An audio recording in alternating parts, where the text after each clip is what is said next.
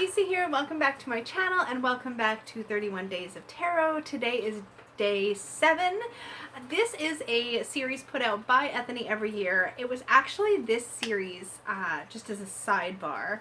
I watched this series last year and it really drew me in closer to this particular YouTube community. I think I might have watched it the year prior too. I can't recall. But I found a lot of people here on the YouTube community through that prompt series. I really enjoyed watching other people's videos. I'm so excited to be participating this year. And yeah, day 7.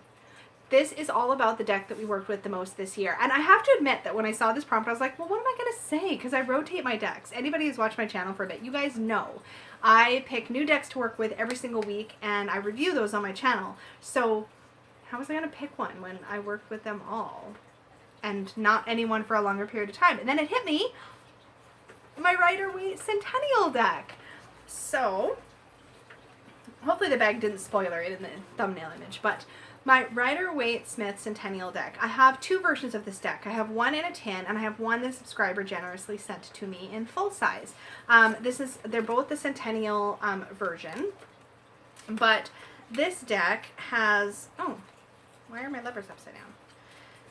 This deck has the coloring that I really like. It's got kind of that old feel to it, which I really enjoy. I don't like the ones that are really glaring and bright white, so I really love this coloring. But I use this deck every single week because it's my reference card that I use when I'm talking through my Tarot Memoirs series.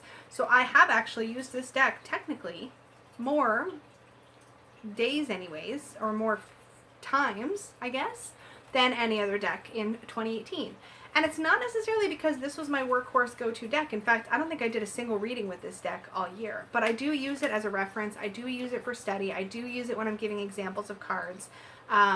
I do feel like because I read primarily with Rider-Waite Smith style decks, that having this is as a study deck is really helpful to refer back to look at. Also, I think the images are very clear and easy to see from a distance, which is also nice.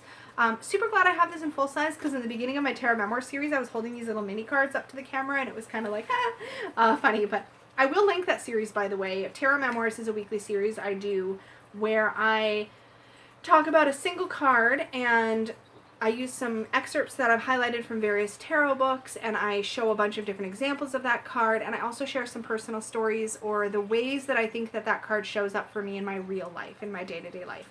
So it's kind of personalizing the tarot card archetypes to my life, and it's been really helpful. I also share some journal prompts as well in that series, but I'm working my way through the major arcana and then we'll wrap up with the minors in groups according to number. But that's been really fun. And so because of that series, this is the deck I have definitely had out the most often. There you go. So that is what I would say. Yeah, but it was hard because I do try to give my deck sort of equal attention. The one other difference I would say would be my Mons Tarot, which I think I have nearby here. Yes, I do. My Mons Tarot deck is totally my soul deck. This is the deck that lives out all the time, but you're going to hear about this a bunch through 31 Days of Tarot, so I'm not going to harp on that. But this is the one, probably moving into 2019, that will see the most levens because it's actually out all the time. All the time. So yeah, these two, but mostly this one, if I'm being honest, because this one was a late discovery in 2018, and this one I've had all through 2018. So, well, a version of this. So there you have it. I will see you all again for tomorrow's prompt. I hope you have a fantastic day, and I will see you again later.